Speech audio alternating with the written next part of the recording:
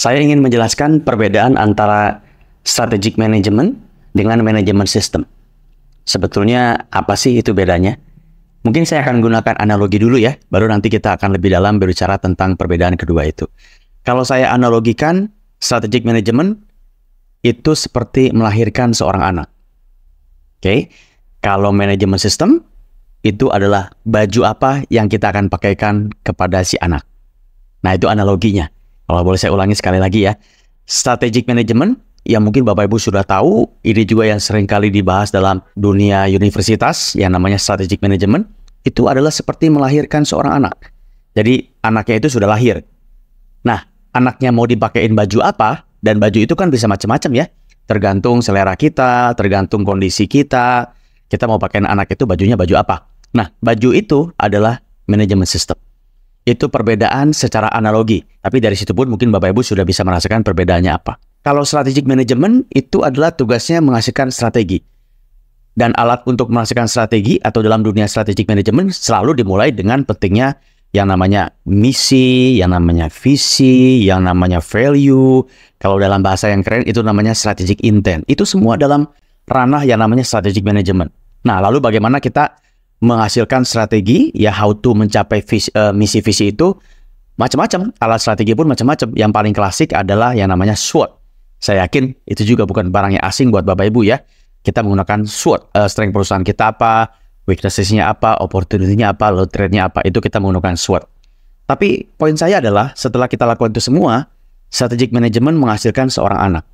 Nah, anak itu tentu tidak baik kalau dibiarkan tidak memakai pakaian, ya kan? Bisa sakit, bisa bahaya. Kita perlu memakaikan yang namanya baju. Nah, baju itu adalah manajemen sistem. Beberapa baju manajemen sistem. Kalau zaman dulu itu yang paling dulu klasik ya, itu adalah MBO, Management by Objective. Ya. Lalu setelah itu dimasukkan yang namanya KPI. Lalu setelah itu ada model balance scorecard. Lalu ada 4DX. Lalu ada yang namanya OKR. Nah, OKR itu sebetulnya baju yang sudah cukup lama, tapi tahun-tahun ini menjadi populer lagi. Dan semakin banyak perusahaan yang menggunakan OKR. OKR itu apa? OKR itu sebetulnya bukan barang yang baru, sudah cukup lama. Dan kalau diceritakan dalam buku-buku OKR, selalu diceritakan ini kisahnya berawal dari zamannya Intel, zamannya Andy Grove. Nah, waktu itu Andy Grove kesemsem, kepincut dengan yang namanya Peter Drucker. Khususnya konsep yang namanya Management by Objective-nya Peter Drucker. Nah, dia kesemsem, dia suka, lalu dia coba implementasikan di Intel. Nah, waktu itu dia modifikasi sedikit dan dia sebut yang namanya OKR, Objective dan Key Result. Nah, buku yang mempopulerkan OKR zaman sekarang, 2018-an, itu buku dari karangannya John Doerr. Judulnya itu adalah Measure What Matters. Nanti Bapak Ibu bisa cek di Gramedia ya, sehingga saya sudah diterjemahkan di bahasa Indonesianya. John Doerr ini sebetulnya yang mempopulerkan kembali OKR di tahun 2018 ini ke seluruh dunia. Bahkan boleh dibilang John Doerr ini sebetulnya OKR evangelism gitu ya, yang mempopulerkan kembali OKR. Nah, kenapa John Doerr mempopulerkan OKR? Ya kembali ke kisah yang tadi. Itu kan tadi Andy Grove 68 menggunakan OKR. Nah, John Doerr itu waktu itu adalah karyawan di Intel, bawahannya dari Andy Grove. Nah, John Doerr pun merasakan manfaat yang sangat besar dari OKR, khususnya pekerjaan dia waktu itu. Ya, sekarang sih John Doerr sudah menjadi orang yang sangat kaya. Dia sekarang adalah seorang investor. Nah, salah satu cerita klasik yang pasti diceritakan oleh semua pengguna OKR adalah bagaimana Google menggunakan juga OKR. Jadi pada saat John Doerr sudah jadi investor, tahun 1999, Google waktu itu masih belum apa-apa, masih di garasi ya, Larry dan Sergey mencari investor. Ketemulah sama John Doerr. Wah, John Doerr pun tertarik dengan Google dan dia bersedia mau invest di Google. Cuma dengan satu syarat, Google harus memakai yang namanya OKR. Nah, demikian sejarah singkat kenapa OKR itu menjadi populer. Dan dilala sampai sekarang ya, Bapak Ibu, Google pun sampai sekarang masih pakai OKR loh. Jadi sekarang Google dalam tanda kutip udah nggak perlu investor lagi, dia sudah jadi perusahaan yang besar, tapi sampai sekarang dia cocok dan oke dengan OKR. Nah, gara-gara itu banyak sekarang perusahaan-perusahaan startup teknologi saya bisa sebutkan cukup banyak, baik di perusahaan di luar negeri maupun di dalam negeri, orang-orang atau perusahaan yang menggunakan yang namanya OKR. Tapi kalau ditanya sejarah singkatnya seperti apa, seperti itu, sudah cukup lama, tapi kembali sekarang populer dan banyak dipakai oleh perusahaan-perusahaan di dunia ini. Ingat, OKR itu hanya salah satu dari manajemen sistem, salah satu dari baju yang bisa kita pakaikan kepada strategi yang sudah kita hasilkan. Tapi sekilas tentang OKR.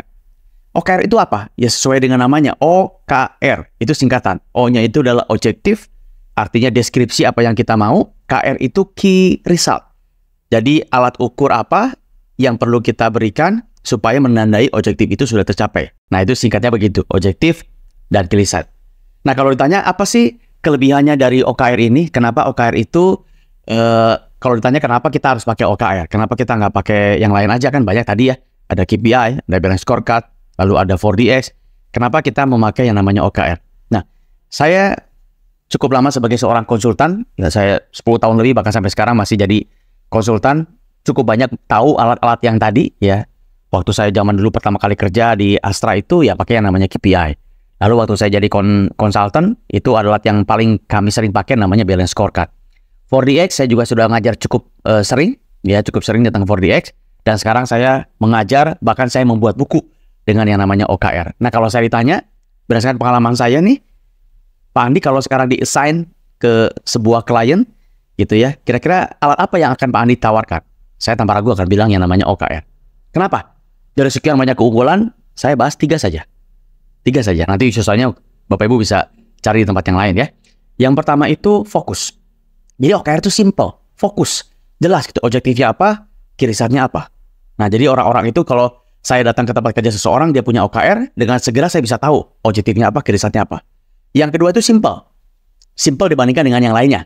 Ya, tapi perhatikan, alat manajemen sistem dari sananya standar awalnya itu memang sudah sulit. Ya rumit pasti yang namanya manajemen sistem. Tapi kalau dibandingkan dengan yang lainnya, dia simple. Nah, itu salah satu keunggulan utama. Yang ketiga itu adalah adanya budaya bottom up. Jadi kalau alat yang lain biasanya top down, atasannya maunya begini, ya kamu lakukan begini, ke bawahnya lakukan lagi. Tapi kalau OKR tentu ada top down-nya, karena itu hakikatnya strategi dari atas ke bawah. Tapi ada juga unsur bottom up. Jadi bawahnya itu bisa membuat dulu, bawahnya bisa memberikan masukan. Nah, keseimbangan antara top down dengan bottom up itulah yang akan membuat tim kita, karyawan kita lebih engage, lebih merasa memiliki, dibandingkan cuma sekedar dia diperintah saja. Itu 3 unggulan. Fokus, mudah digunakan atau simple. Yang ketiga itu adalah adanya nuansa top down. OKR secara sederhana dibagi menjadi 3 stage atau 3 langkah. Yang pertama itu langkah namanya set. Yang kedua itu langkah yang namanya align. Langkah yang ketiga itu langkah yang namanya achieve. Ya, jadi set, align, dan achieve. Apa itu set? Set itu adalah kita membuat yang namanya OKR. Jadi kalau saya manajer, saya adalah seorang kepala departemen, ya saya membuat OKR. Ya, sederhananya begitu. Tapi tentu nanti praktisnya ada template yang mesti dilakukan, ada template yang mesti dibuat, dan segala. Tapi set itu intinya adalah saya membuat OKR-nya, berikut juga yang namanya scoring board-nya. Ya, bagaimana dikatakan KR itu sudah bagus, sedang, atau masih jelek. Itu hasilnya di semua set. Yang kedua itu align. Nah, align ini menurut saya paling sulit dibandingkan dengan set. Kalau set itu kan istilahnya saya buat OKR secara mandiri. Ya saya aja, departemen saya punya anak buahnya sekian, saya akan buat OKR buat departemen saya. Belum melibatkan departemen yang lain. Itu dalam tanda kutip masih mudah. Yang kedua, tapi itu nggak cukup. Yang kedua itu masuk ke align. Align itu adalah keselarasan. Nah, ini menurut saya yang paling rumit, keselarasan ini. Keselarasan itu ada 2 macam, Bapak Ibu. Ada keselarasan secara vertikal, ya turun dari atas ke bawah. Ini saya yakin Bapak Ibu juga sudah paham dan bisa masuk ke dalam akal sehat kita ya. Yang namanya strategi kan pasti turun dari atas ke bawah. Levelnya direktur, levelnya GM, levelnya manager, supervisor, sampai ke staff. Itu namanya keselarasan yang pertama, vertikal.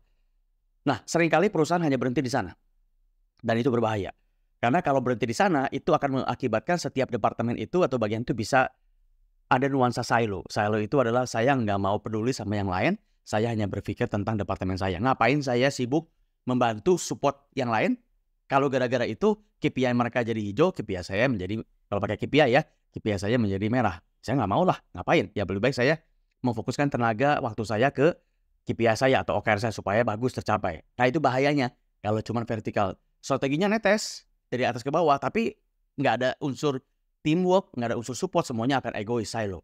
Nah, perlu keselarasan yang kedua, namanya itu adalah horizontal. Nah, ini yang memastikan terjadinya teamwork, terjadinya support satu dengan horizontal. Ini menghancurkan tembok-tembok yang namanya silo. Nah, align itu menurut saya paling rumit, tapi juga sekaligus juga menjadi yang sangat penting. Yang ketiga namanya achieve. Achieve itu gampangnya adalah eksekusinya. Kalau set dan align itu adalah membuat perencanaan, planning, buat OKR sebaik-baiknya, dipastikan selaras dengan bawah, selaras dengan atas, selaras ke samping, semuanya sudah oke. Tapi kalau nggak dieksekusi, ya nggak ada gunanya. Makanya kita perlu yang namanya fase yang ketiga, achieve. Achieve itu adalah fase kita mengeksekusi semua strategi kita. Nah, itu penjelasan singkat 3 langkah dari OKR. Set, align, dan achieve. Semoga bermanfaat.